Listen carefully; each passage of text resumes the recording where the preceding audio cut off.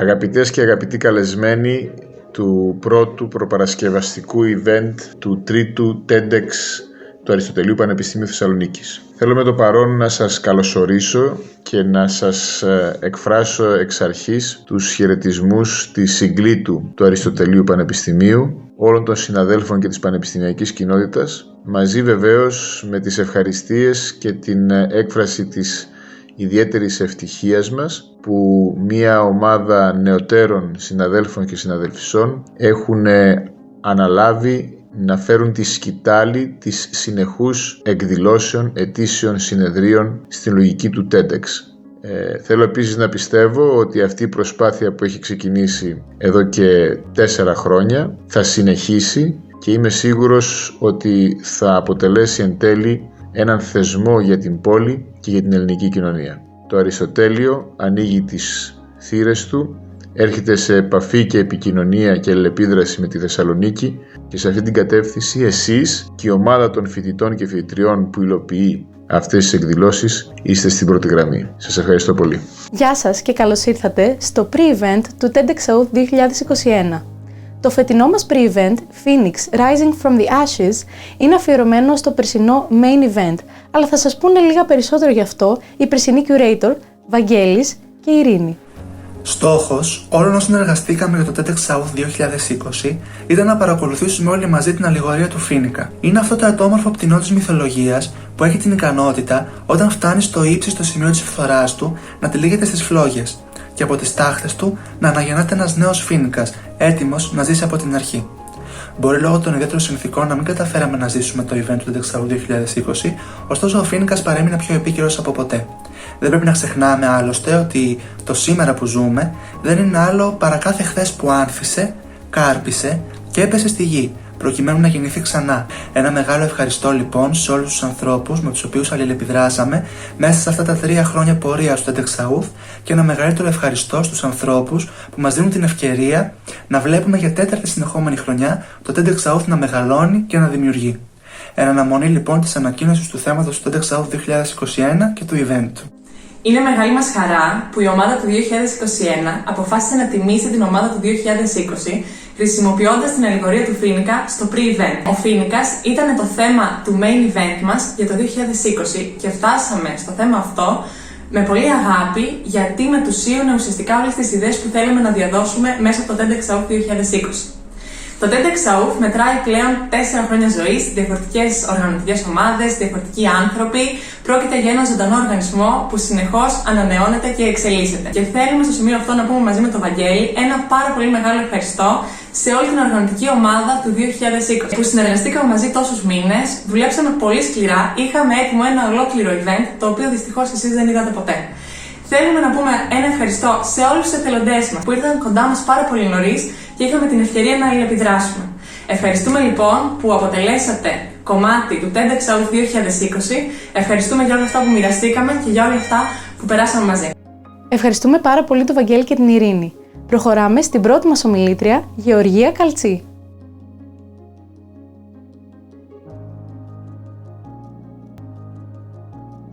Γεια σας, είμαι η Γεωργία Καλτσή. Είμαι πολύ χαρούμενη που θα μιλήσω για το δικό μου προσωπικό Φίνικα. Έχω γεννηθεί και έχω μεγαλώσει στην Αύπακτο. Το 2011 τελείωσα το σχολείο και ήρθα στην Αθήνα για σπουδές. Κάπου ανάμεσα στις σπουδές μου προέκυψε και ένα τροχαίο και από τότε βρίσκομαι σε αναπηρικό μαξίδιο από τον Μάρτιο του 2015. Και γενικά θα σας μιλήσω για το δικό μου προσωπικό Φίνικα. Ο Ηρόδοτος βασικά έχει αναφερθεί στον Φίνικα με πολύ πλούσια λόγια, μιλάει για αυτόν με τα καλύτερα λόγια, τον απαθανατίζει, τον κρατάει στο χρόνο.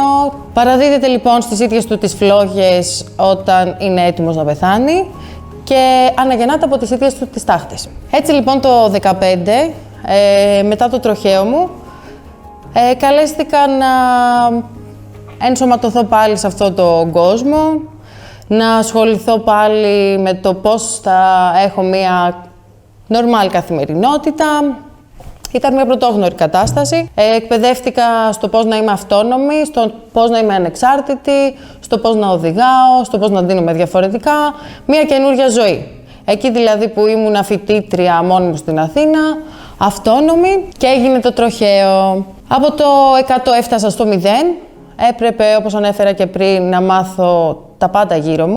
Βγαίνοντας από το νοσοκομείο και με το μέντορά μου, το Μάκη τον Καλαρά, έκανα εκπαίδευση πάνω στο αμαξίδιο, γύρισα και μου κόλλησε το μικρόβιο του να αρχίσω να κάνω πράγματα όπως και αυτός, να μην χάσω τη ζωή μου που ούτως ή άλλως δεν ήθελα να χάσω, γι' αυτό προσπάθησα να επανέλθω όσο το δυνατόν γρηγορότερα εκεί έξω.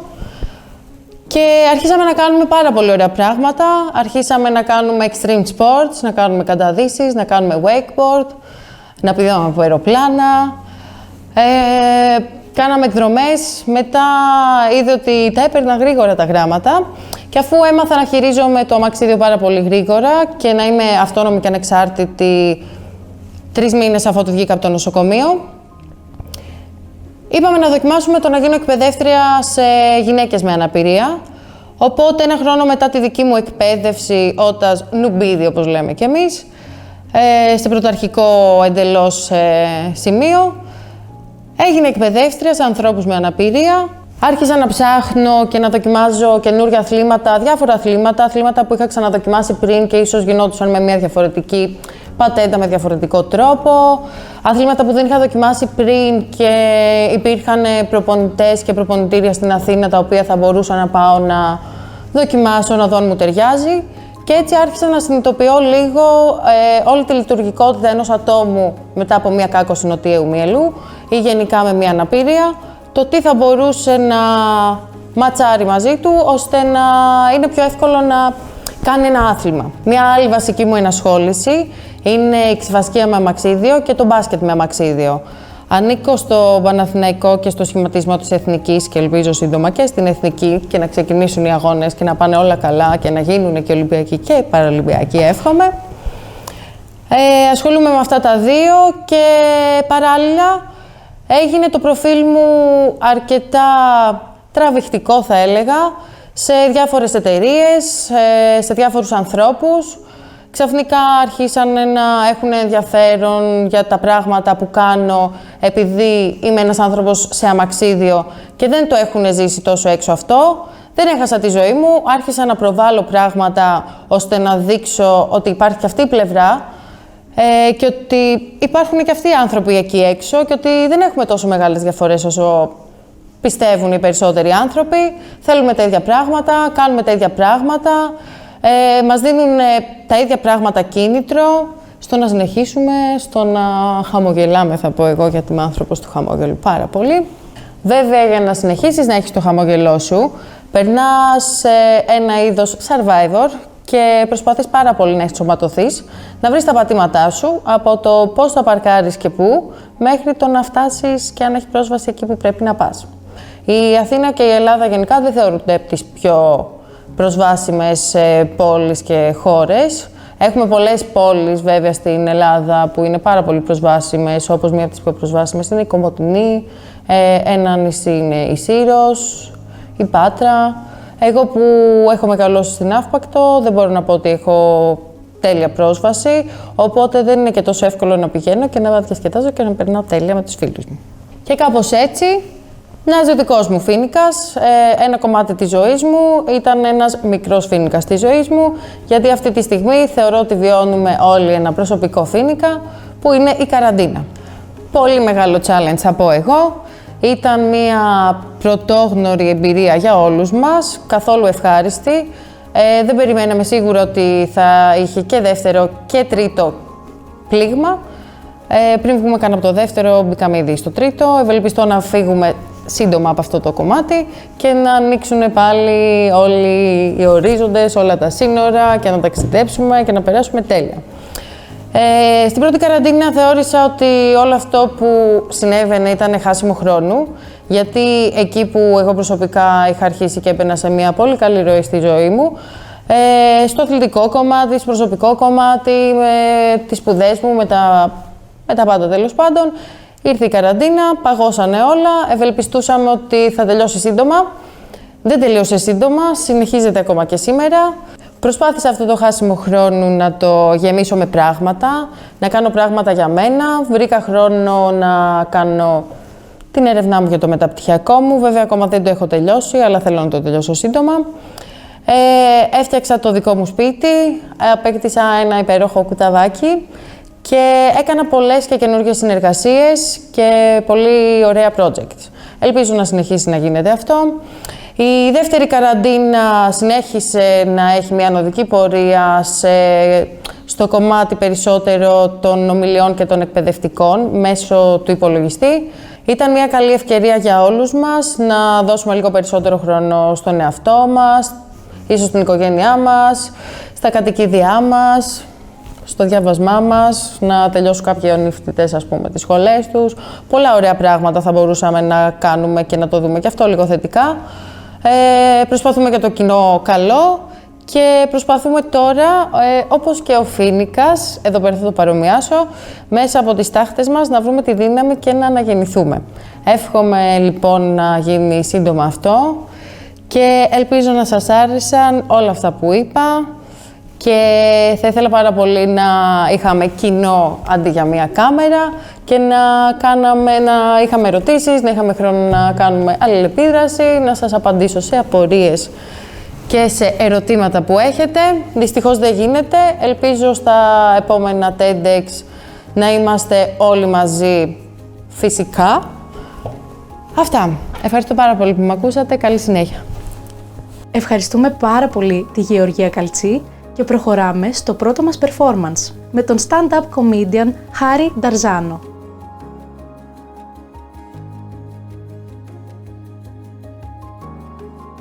Γεια σας άνθρωποι, είστε καλά? Ονομάζομαι Χάρης Νταρζάνος και ασχολούμαι με το stand-up comedy. Μου ζητήθηκε από τους ανθρώπους του TEDx να συμμετέχω σε αυτό το event και είναι πραγματικά μεγάλη χαρά και τιμή. Οπότε είστε έτοιμοι να το ξεκινήσουμε? Ναι, δεν ξέρω γιατί κάνω αυτό το διαδραστικό, δεν έχει καν νόημα, είναι βίντεο.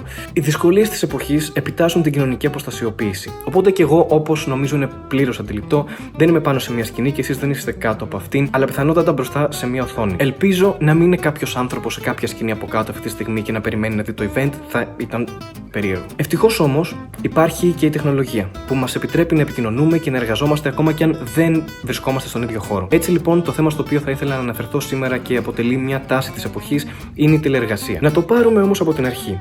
Τι είναι τηλεεργασία? Είναι σαν αυτό που κάθεσαι με τις πιτζάμες και παίζεις 8 ώρες Call of Duty, αλλά αντί για Call of Duty δουλεύεις. Η λέξη τηλεεργασία προέρχεται από το συνδυασμό του προθέματος τίλε, που δηλώνει απόσταση, και του ρήματος εργάζομαι, συνεπώς εργάζομαι από απόσταση. Ό,τι δηλαδή κάνει και ο Βασίλης Πανούλης με τα τρίποντα. Επίσης, τηλεεργασία θεωρείται αν είσαι 1,70 και κάποιος συναδελφός σου είναι 1,95. Εγκυκλοπαιδικά, άλλα παραδείγματα λέξεων που ξεκινούν με το πρόθεμα τίλε είναι η τηλεσημεία, το τηλετύπημα και η τηλαυγή. Ναι, μπήκα στο Wikipedia και έψαξα τις πιο περίεργες λέξεις με το τίλε μπροστά. Αλλά όλες έχουν κάποιο νόημα. Ξέρετε τι δεν έβγαλε ποτέ νόημα? Ο τηλεκύβος. Ο άνθρωπος που το παρουσίαζε συμπεριφερόταν σαν να τον είχαν απαγάγει εξωγήινοι σε κάποιο διαστημόπλιο και προσπαθούσε να καλέσει για βοήθεια με υποσυνείδητα μηνύματα. Αυτό που έπρεπε να κάνει κάποιος για να τον σώσει ήταν να πάρει τηλέφωνο και να πει την αναγραμματισμένη λέξη που ήταν στο background, ώστε να τον ελευθερώσουν και όλοι αποτύχαναν παταγωδώς. Πού είναι όλοι αυτοί οι παρουσιαστές σήμερα? Γιατί αυτοί που έπαιρναν τηλέφωνο δεν ήθελαν να το σώσουν? Γιατί δούλευαν οι γραμμές σταθερού τηλεφώνου στο διάστημα? Δεν θα μάθουν ποτέ. Πίσω όμως στην τηλεεργασία. Πολλοί κόσμος πλέον έχει τη δυνατότητα να εργάζεται από το σπίτι. Φυσικά αυτό δεν ισχύει για όλους. Δεν μπορείς να δουλεύεις ως εργάτης σε οικοδομή και να πετάς μπετά από το σπίτι σου. Εκτός αν μένεις ακριβώς δίπλα, ξέρω εγώ. Ή για κάποιο λόγο χτίζεις το δικό σου σπίτι. Δεν μπορεί κάποιος να κουρεύει από απόσταση. Δεν έχει γίνει ποτέ να κάνει ένα κουρέας έτσι μια ψαλιδιά στην Κρήτη και να κοπεί μια τούφα κάποιος στη Λάρισα. Μια τεχνολογία που όπως είναι φανερό θα μου ήταν πολύ χρήσιμη αυτή τη στιγμή. Δεν μπορείς να είσαι influencer και να δουλεύεις από το σπίτι. Βασικά μπορείς, απλά δεν πιάνεται για επάγγελμα. Βέβαια, υπάρχουν και επαγγέλματα που δεν πάει καν το μυαλό σου ότι γίνονται εξ αποστάσεως, όπως η τηλεχειρουργική. Ο χειρουργός, το σωστό είναι χειρουργός, όχι χειρούργος, να μαθαίνουμε και κάτι, έχει τη δυνατότητα να κάνει μια επέμβαση με τη βοήθεια του ίντερνετ και ενός ρομπότ που βρίσκεται τοποθετημένο σε μια απομακρυσμένη τοποθεσία. Το οποίο ακούγεται τόσο δύσκολο και επικίνδυνο. Φαντάσου τώρα να τηλεχειρουργείς και εκεί που πας να ξεκινήσεις να σέρνεται το ίντερνετ και να παίρνεις τηλέφωνο την υποστήριξη και να σε βάζουν σε αναμονή. Αυτή τη στιγμή όλοι οι εκπρόσωποι μας είναι κατηλημένοι. Παρακαλώ, περιμένετε.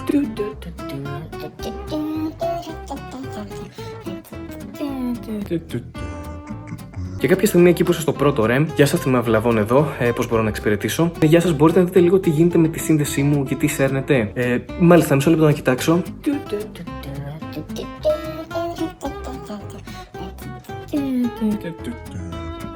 Ναι, υπάρχει πρόβλημα. Θα πρέπει να στείλουμε τεχνικό. Θα είναι εκεί σε μία εβδομάδα. 3 το πολύ. Μα έχω χειρουργείο. Είναι το καλύτερο που μπορούμε να κάνουμε. Γεια σας. Και μετά να γυρνάει προς τον συνάδελφό του αυτός και να λέει: Πώς κάνουν έτσι, ρε φίλε. Δηλαδή θα πάθουν τίποτα άμα μείνουν για λίγο χωρίς ίντερνετ. Αλλά πέρα από την τηλεχειρουργική, υπάρχουν και πιο συνήθεια επαγγέλματα που ευνοεί τηλεργασία και θα μπορούσα να αναφέρω νωρίτερα, αλλά δεν το έκανα γιατί δεν έχω κανέναν ηρμό. Όπως για παράδειγμα η δουλειά γραφείου. Πολλοί άνθρωποι εργάζονται δουλεύοντας για 1 οκτάωρο μπροστά από έναν υπολογιστή. Προγραμματιστές, γραφίστες, ο θείος μου.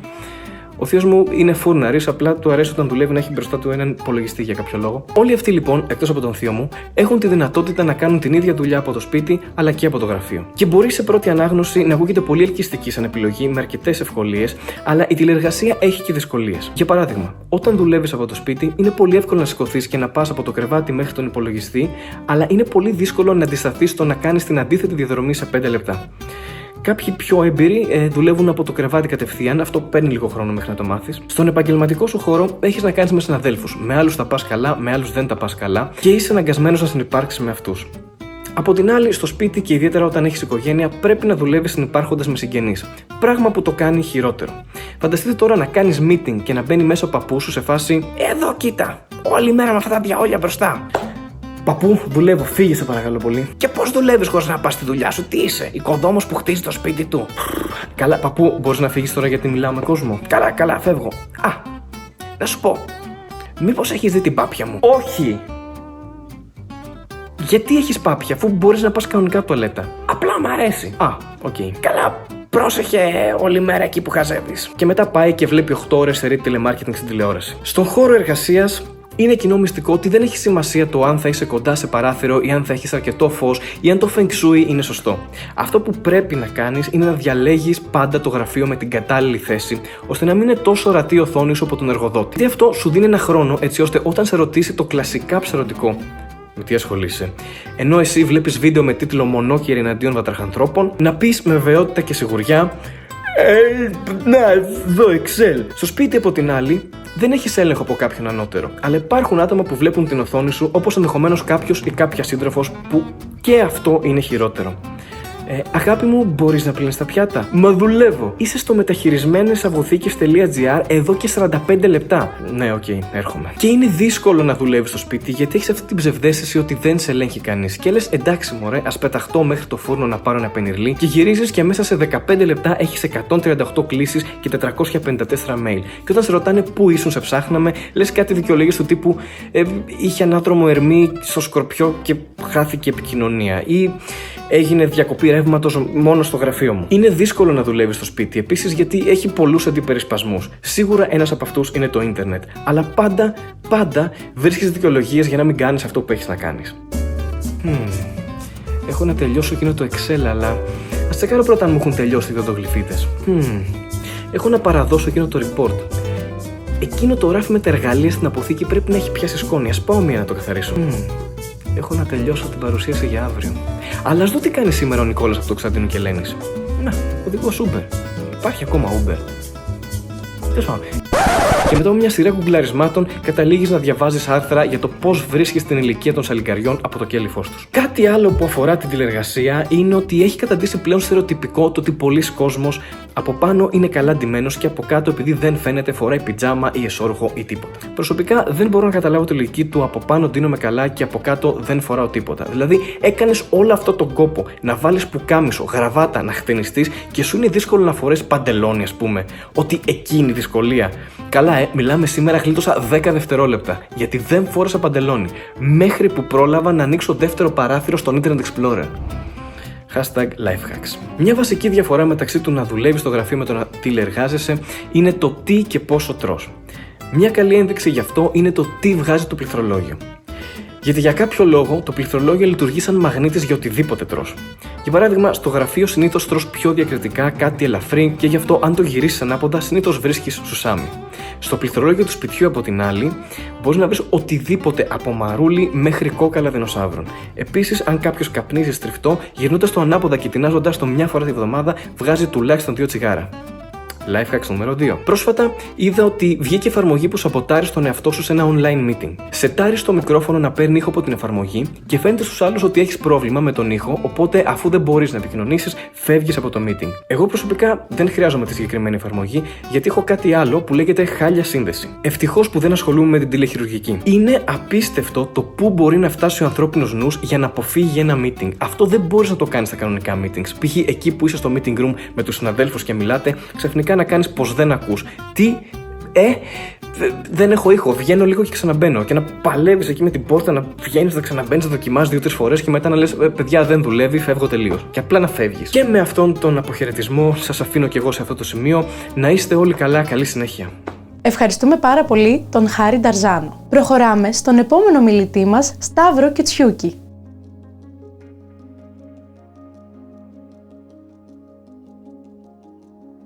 Όταν ξαφνικά ένας κεραυνός έσκησε τη σιωπή, όταν ξαφνικά χτύπησε το τηλέφωνο ή όταν ξαφνικά δεν συνέβη τίποτα, που λέγει ένας φίλος μου. Είμαι ο Σταύρος Κιτσιούκης, είμαι δημιουργός χιουμοριστικών και ερωτικών κόμιξ. Συχνά οι δύο κατηγορίες αλληλοεπικαλύπτονται, με αποτέλεσμα κάποιοι να γελάνε με τα ερωτικά μου κόμιξ και ταυτόχρονα είμαι και φαρμακοποιός. Το όταν ξαφνικά είναι μια έννοια που διακόπτει μια σκηνή για να περάσουμε σε μια άλλη. Η ζωή μου, όπως και οι ζωές των περισσότερων, έχουν τέτοια στοιχεία. Έχουν στοιχεία λογοτεχνικής αφήγησης. Πολλές φορές χρειάζεται να περάσουμε από μία σκηνή σε μία άλλη. Αυτό συμβαίνει για πολλούς λόγους. Ένας πολύ πιθανός λόγος είναι επειδή η προηγούμενη σκηνή της ζωής μας έχει βαλτώσει, έχει τελειώσει και ίσως έχουμε κάψει εκείνο το κομμάτι, έχουμε πλέον στάχτες. Ξεκίνησα λοιπόν την νεανική μου ζωή ως φοιτητής φαρμακευτικής. Αν και πάντοτε έκανα κόμιξ, πάντοτε είχα την ανάγκη από παιδί να σχεδιάζω. Παρ' όλα αυτά δεν μπορούσα να φανταστώ ότι αυτό μπορεί να είναι ένα επάγγελμα. Θεωρούσα ότι το σωστότερο θα ήταν για μένα να κάνω μια επιστήμη, να σπουδάσω μια επιστήμη. Έτσι και έκανα. Η φαρμακευτική όμως ήταν κάτι που ήταν παντελώς άγνωστο και μπήκα από σπόντα, πραγματικά από σπόντα. Τη δήλωσα στο μηχανογραφικό, βόλεψαν τα μόρια και πέρασα. Πηγαίνοντας στη φαρμακευτική δεν ήξερα καν τι εστί φαρμακείο. Δεν έχουμε κάτι τέτοιο στην οικογένεια, δεν έχουμε καν κάτι από το χώρο της υγείας στην οικογένεια. Ο πατέρας μου είναι μηχανικός αυτοκινήτων, η μητέρα μου είναι πιαγωγός. Μοιραία δεν ήξερα κάτι. Για μένα το πρόσωπο αυτό του φαρμακοποιού ήταν ένας συγκεκριμένος της γειτονιάς. Όταν μπήκα λοιπόν στο πανεπιστήμιο, χρειάστηκε να μπω σε μια νέα λογική, σε μια νέα διαδικασία. Ποτέ όμως παράλληλα δεν έπαβα να σχεδιάζω. Και όχι απλά δεν έπαβα να σχεδιάζω, αλλά πολλές φορές γινόταν τόσο συχνό, τόσο δυνατό που λειτουργούσε λίγο πολύ εις βάρος των σπουδών μου. Όταν ξαφνικά, περπατώντας στο πανεπιστήμιο, βρήκα μια αφίσα. Είδα μια αφίσα στο Αριστοτέλειο. Η αφίσα καλούσε κόσμο, μια πολύ πρόχειρη αφίσα εκείνης της εποχής, καλούσε κόσμο σε μια συνάντηση με κοινό παρονομαστή τα κόμιξ. Ότι όλοι αγαπάμε και κάνουμε κόμιξ. Οκ, θεώρησα ότι είναι πολύ εύκολο να πάω, είναι πολύ απλό και ότι φαντάστηκα ότι θα συναντήσω 4-5 άτομα. Ανταυτού συνάντησα 40 περίπου άτομα να προσπαθούν να πιούν όλα μαζί ένα καφέ. Η χαρά ήταν μεγάλη γιατί ξαφνικά έφευγα από αυτό που με βάλτωνε και με έκανε να καίγομαι, με την αρνητική έννοια του καίγομαι, γιατί δεν περνούσα και πολύ καλά στη σχολή μου, είναι η αλήθεια.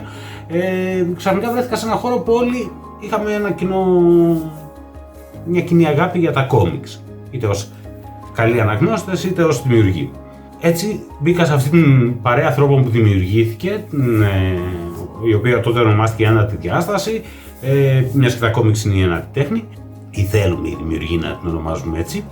Έκανα λοιπόν κόμικ μαζί με αυτόν τον κόσμο, ενεπλάγην στην διοργάνωση εκθέσεων. Ξεκινήσαμε στο πλαίσιο της φοιτητικής εβδομάδας, ενός δεκαημέρου εκδηλώσεων του Αριστοτελείου. Άρχισα να γίνομαι ενεργός γύρω από τα κόμικ, να παράγω όλο και περισσότερο, να με ενδιαφέρει η διοργάνωση εκθέσεων γύρω από τα κόμιξ, να θέλω να γνωρίζω ανθρώπους που κάνουν κόμιξ. Παρ' όλα αυτά δεν μπορούσα να φανταστώ τη ζωή μου χωρίς τη σπουδή και ασθμένοντας και όχι πολύ εύκολα κατάφερα να τελειώσω το πανεπιστήμιο. Αυτό μέσα μου με έχει κάνει να έχω καεί, να έχω βαλτώσει. Δεν περνούσα καλά με αυτό. Αλλά στη ζωή φαντάζομαι κάποια πράγματα μονόδρομοι. Είναι μονόδρομοι, αλλά ίσως κάποιες φορές τελικά χρειάζεται να κάνεις και λίγο ανάποδα στο μονόδρομο. Τέλος πάντων, αφού ήρθαν έτσι τα πράγματα, τελείωσα, εργάστηκα σε ένα φαρμακείο ως υπάλληλος και στην πορεία έκανα και ένα δικό μου φαρμακείο. Σε ένα επαρχιακό μέρος, σε ένα χωριό. Στο φαρμακείο μου είχα την καθημερινότητα ενός φαρμακοποιού. Μπροστά, στο χώρο του φαρμακοπωλείου, είχα την καθημερινότητα ενός φαρμακοποιού. Όταν όμως πήγαινε κανείς πίσω στο εργαστήριό μου, είχα φτιάξει ένα εργαστήριο σχεδίου. Είχα ένα σχεδιαστήριο, είχα τα πενάκια μου κτλ. Το πρώτο καιρό έβρισκα τον ελεύθερο χρόνο και σχεδίαζα παράλληλα με τη δουλειά. Και επειδή στα χωριά η δουλειά είναι μοιρασμένη σε ημέρες με βάση το πότε έχει γιατρό το αγροτικό ιατρείο, φάνταζα σχετικά εύκολο. Όμως, στην πορεία άρχισε να γίνεται ακόμη μεγαλύτερη ανάγκη και προσπαθούσα και ένιωθα ότι μου τρώει χρόνο η δουλειά του φαρμακοποιού από τη δουλειά του δημιουργού κόμικ. Τα κόμικ μου στο μεταξύ βελτιώνονταν, οι εκδόσεις είχαν ξεκινήσει για μένα, οι επίσημες εκδόσεις, γιατί παράλληλα από τα 17-18 χοντρικά είχα ξεκινήσει να κάνω και αυτοεκδόσεις της Art Corps, αλλά αυτό το θεωρούσα κάτι που ήταν ένα πολύ εύκολο πάρεργο, δεν μπορούσα να φανταστώ ότι θα μου φάει πολύ χρόνο. Και έτσι λοιπόν κάποια στιγμή στο φαρμακείο ήρθε η μεγάλη σύγκρουση ότι δεν γίνονται και τα δύο πράγματα, δεν γίνονται δύο καρπούζια σε μία μασχάλη όπως λένε. Τότε λοιπόν τα βρήκα λίγο σκούρα. Και μιας και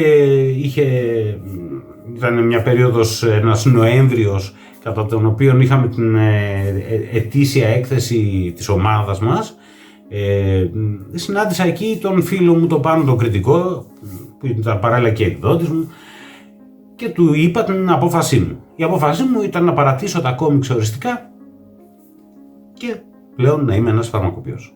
Διαπίστωσα ότι δεν γίνονται και τα δύο μαζί. Η απόφασή μου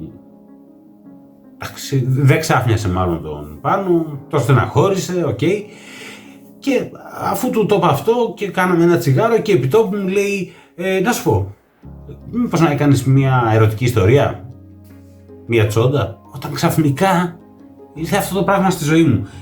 Μέσα σε λίγα λεπτά συνειδητοποίησα ότι είναι πάρα πολύ καλή ιδέα να κάνω μια τσόντα, ότι πάντα ήθελα να κάνω κάτι που να είναι και λίγο girly και λίγο ερωτικό και χιουμοριστικό ταυτόχρονα, και αυτό το πράγμα ακύρωσε την προηγούμενη απόφασή μου. Έτσι, αν και είχα πέσει δημιουργικά από άποψη κόμικ σε ένα λάκκο, είχα καεί ήμουν στάχτες πλέον, μία κίνηση του Πάνου, μία κουβέντα μου έκανε να αναγεννηθώ. Ξεκίνησα λοιπόν και πολύ σύντομα έφτιαξα την ιστορία. Λέγεται το Δεξιοτέχνης, έγινε το κόμικ, είναι η πρώτη μου ερωτική ιστορία και έτυχε πολύ μεγάλης αποδοχής. Μάλιστα ήταν μια εποχή που δεν υπήρχαν πάρα πολλά ερωτικά κόμικ σε αντίθεση με τώρα που έχουν αυξηθεί. Δεν εννοώ ότι ήμουν ένας πρωτοπόρος, αλλά σίγουρα τα ακριβώς προηγούμενα ερωτικά κόμικ που είχαν βγει στην Ελλάδα νομίζω ήταν πριν 15 χρόνια ή κάτι τέτοιο. Και πολύ διαφορετικής αισθητικής. Ωραία, η επιτυχία του κόμικ με συγκίνησε, με έκανε να χαίρομαι. Παράλληλα ερχόταν η επόμενη ιστορία, όλα καλά, και πάλι όμως παράλληλα με το φαρμακείο.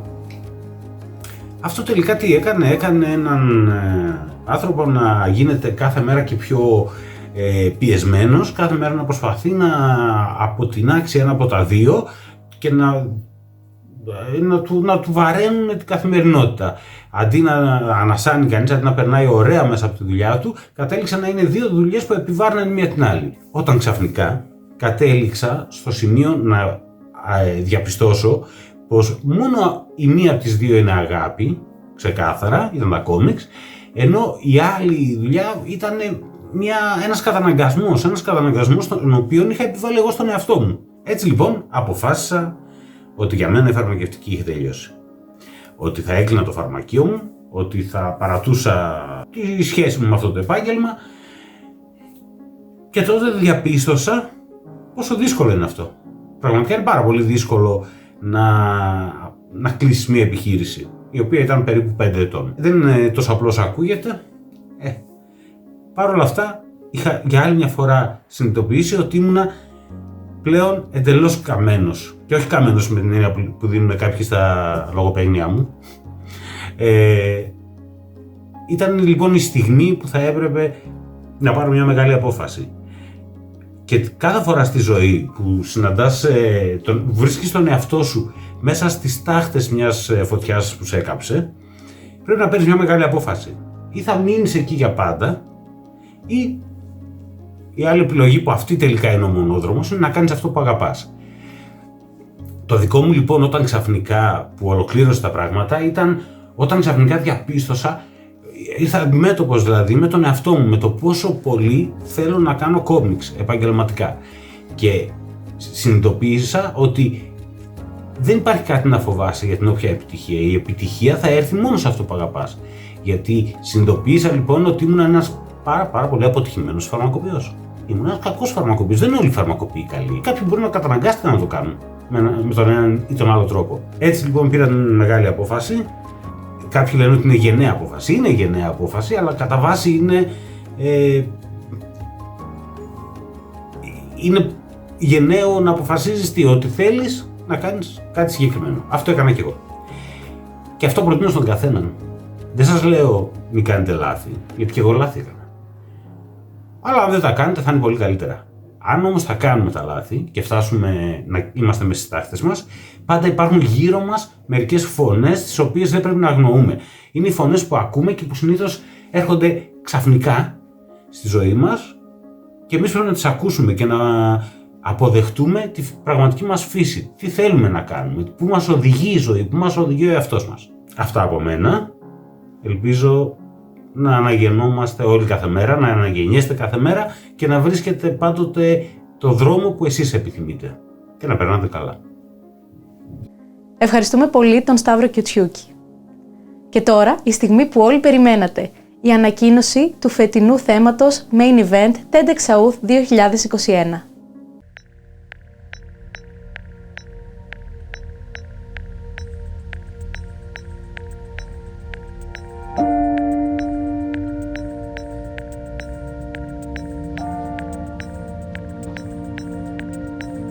Όταν προσπαθείς να κάνεις κάτι, να βγάλεις ένα κόλπο και προσπαθείς κομμάτι-κομμάτι να το χτίσεις και στο τέλος βγαίνει. Είναι προσωπικό, το πάθος το δικό μου με το βιολί μου. Σίγουρα υπάρχουν φορές που είναι καλές και φορές που είναι κακές. This connection with the music and the fact that I feel free while I'm dancing keeps me going.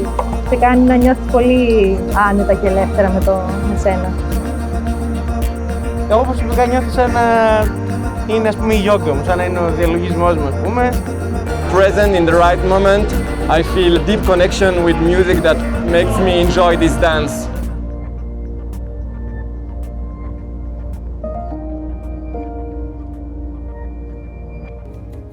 Εμπνευσμένοι λοιπόν από τις αξίες του Αριστοτέλη, αποφασίσαμε φέτος το θέμα μας να είναι η ευδαιμονία. Σε αυτό το σημείο να ευχαριστήσουμε πολύ τους χορηγούς μας. Κλείνουμε με τον τελευταίο μας performer, DJ Dim Kal.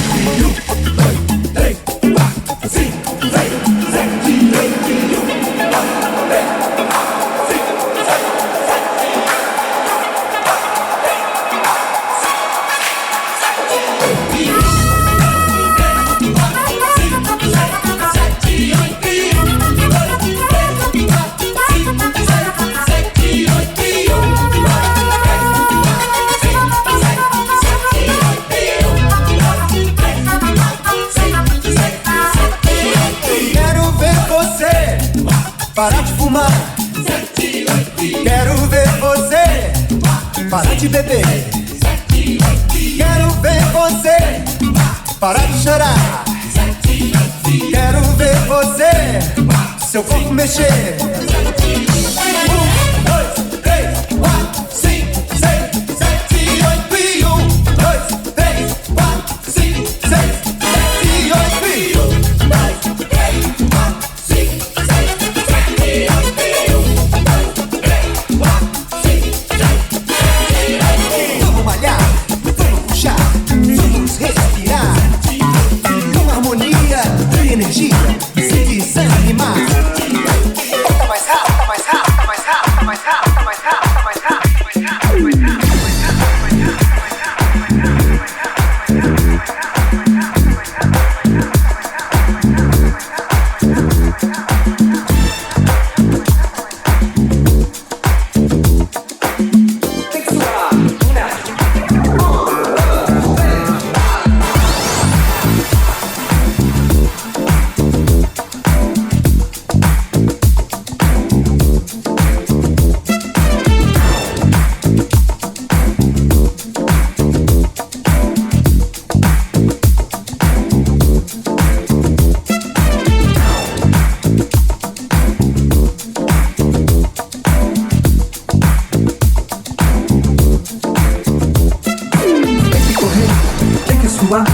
Tem que malhar, musculação, respiração, ar no pulmão. Vamos lá. Tem que esticar, tem que dobrar, tem que encaixar. Vamos lá. 1, 2 e 3, é sem parar, mais uma vez. Verão chegando. Quem não se endireitar, não tem lugar ao sol. Domingo é dia de um tititi a mais e de bumbum pra trás. Verão chegando. Quem não se endireitar, não tem lugar ao sol. Domingo é dia de um tititi a mais e de bumbum pra trás.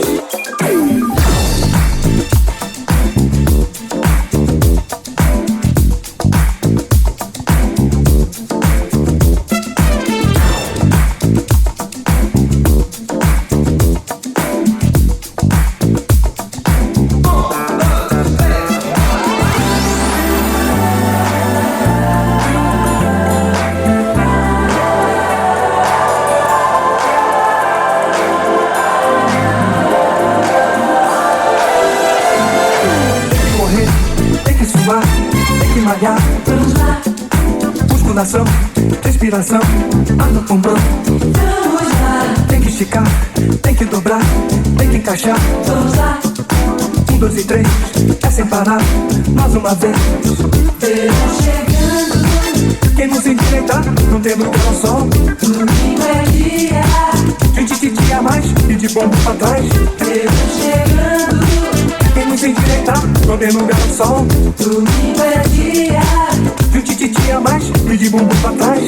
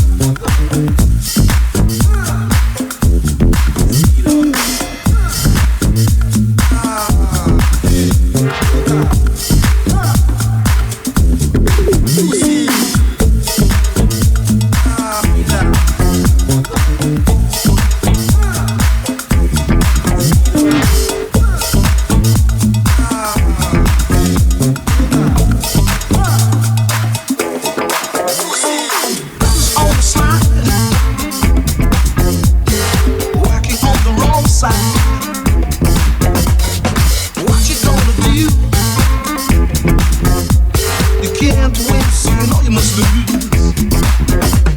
We know which way you're going.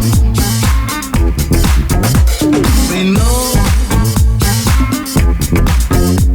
which way you're going. Not just on the slide. What you gonna hide? Wrecking your old slave. It's a shame, but ain't no game. We know which way you're going. We know which way you're going. Love is sliding. We're doing all that we can. Love is sliding, but love is the man. Love is sliding, getting closer day by day. Love is sliding, gonna put you away.